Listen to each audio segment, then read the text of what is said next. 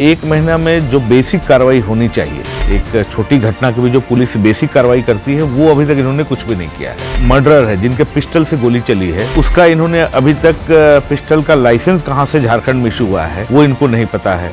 आज वो एक इंसान पूरी फोर्स पे इतना भारी हो गया कि वो पुलिस उसको एक महीने से ढूंढ नहीं पाई है, जो कि शेमफुल भी है पुलिस के लिए, पूरी डिपार्टमेंट के लिए शेमफुल है। पोस्टमार्टम रिपोर्ट में भी बहुत काफी नजदीक से गोली चली है कि आई विटनेस ऑलरेडी बात जो है एसपी साहब के समक्ष बताया है। उन्हें वो कितने पेन में रहे होंगे कि 3-3.5 घंटे तक उन्हें घुमाया गया है। तो it's not just a clear murder, it's also that there was an intention, उसमें इंटेंशन था।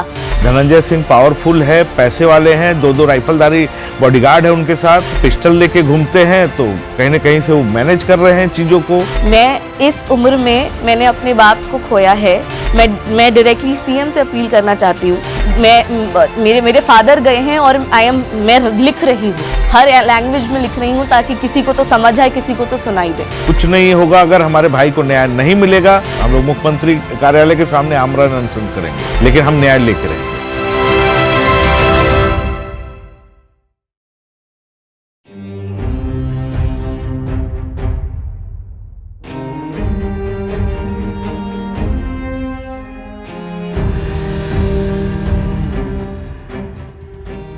एक परिवार जिसने अपने चहेते को खोया, वो आज न्याय के इंतजार में है। एक भाई ने भाई को खोया है, वो आज न्याय मिलने का इंतजार कर रहा है।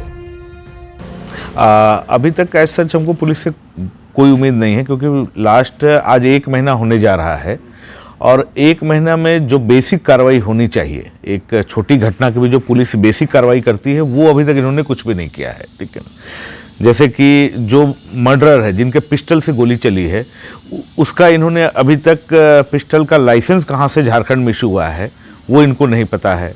धनंजय सिंह जिसने गोली चलाई है, उसका जो है CDR नहीं है इनके पास। उस रात वो भागने के क्रम में कहाँ कहाँ फ़ोन किया, किसको किसको बात किया, किसका हेल्प लिया, वो नहीं है। ठीक है, तो ऐसे बहुत सारे पॉइंट्स हैं जो मैं ज्ञापन भी दिया हूँ, बहुत सारे पॉइंट्स हैं जो ये दर्शाता है कि पुलिस से अभी तक कुछ नहीं की है। 1 महीना हो गया है, पुलिस ने अभी तक कोई कार्य नहीं किया है।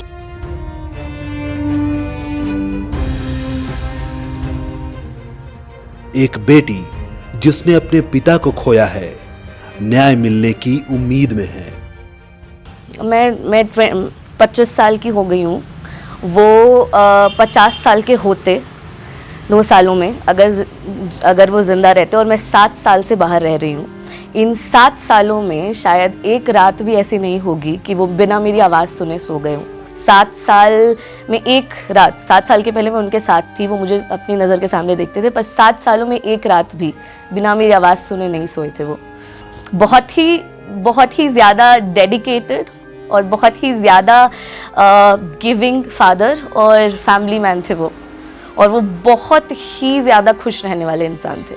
वो इस एज, वो ही वॉज अप्रोचिंग 50, वो 50 साल के होने वाले थे, पर वो एक स्ट्रेच में एक बार में 50 किलोमीटर साइकिल चला सकते थे। 50 किलोमीटर एक दिन में साइकिल चलाना, और उसके बाद भी इतनी स्टैमिना रखना कि पूरे 18 घंटे काम कर सकना, और एक स्माइल के साथ। कभी भी किसी ने भी उन्हें बिना स्माइल के नहीं देखा है।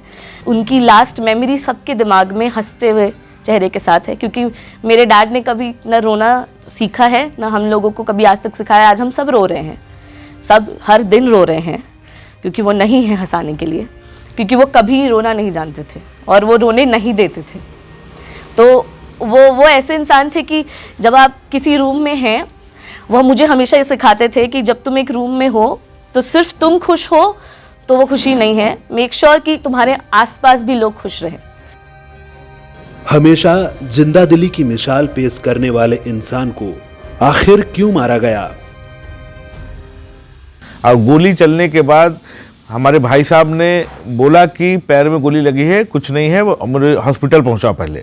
पर ये लोग पहले भागने लगे, फिर वहाँ होटल में जो बारात के लोग थे वो लोग जब हल्ला करने लगे, तब ये अपनी गाड़ी में लेके और वहाँ से भागा है। ठीक है ना, तब ये अपनी गाड़ी में लेके वहाँ से भागा है और 3 घंटे तक ये घुमाते रहा है। जहाँ पे घटना हुई है वहाँ से 300 मीटर की दूरी पे भवनाथपुर स्वास्थ्य केंद्र है जो 24 आवर खुला होता है। वहाँ से 15 किलोमीटर की दूरी पे नगर अनुमंडल अस्पताल है। वहाँ से 30 किलोमीटर की दूरी पे सदर अस्पताल गढ़वा है। इन सब जगह पे नहीं ले जाके वो दूसरे रास्ते से, गांव के रास्ते से घुमाते हुए 3 घंटे के बाद जो है डाल्टनगंज सदर अस्पताल में ले जाकर बॉडी को बाहर स्ट्रेचर पे रख कर और फरार हो जाते हैं। तो ये साफ दर्शाता है कि ये हत्या है। आज 1 महीना हो गया, अभी तक मुझे नहीं लगता है कि इसमें कोई पुलिस कहीं भी एक्शन में है। धनंजय सिंह पावरफुल है, पैसे वाले हैं, 2-2 राइफलधारी बॉडीगार्ड है उनके साथ, लेके चलते हैं, पिस्टल लेके घूमते हैं, तो कहीं ना कहीं से वो मैनेज कर रहे हैं चीज़ों को। हम लोग अगर कुछ नहीं होगा, अगर हमारे भाई को न्याय नहीं मिलेगा तो हम लोग जाके पूरी फैमिली जो है गढ़वा एसपी के सामने जाके उनके ऑफिस के सामने हम लोग धरना देंगे। हम लोग मुख्यमंत्री कार्यालय के सामने आमरण अनशन करेंगे, ठीक है, लेकिन हम न्याय लेके रहेंगे।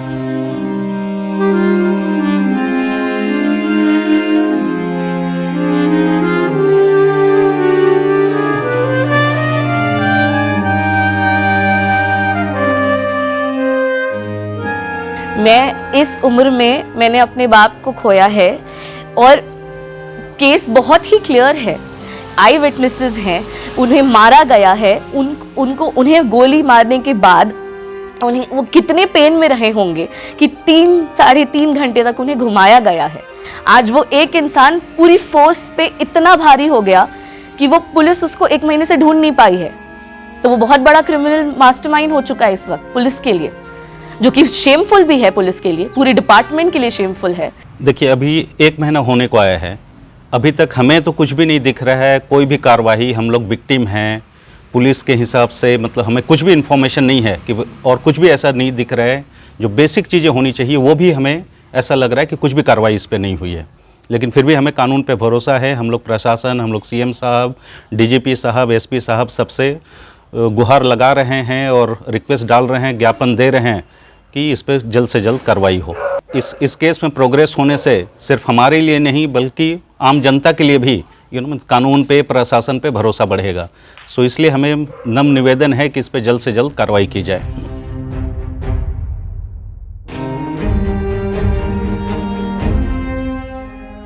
एक ऐसे इंसान को जिसने जीवन में कभी हार ना माना हो, हमेशा सबको साथ लेकर चलने वाला और दूसरों को आगे बढ़ने के लिए प्रेरित करने वाले अरविंद सिंह को मारने वालों को सजा हो, उनका परिवार बस इतना चाहता है और कानून से बस इतनी उम्मीद है कि वो कातिल को जल्द से जल्द पकड़े और सजा दिलाए।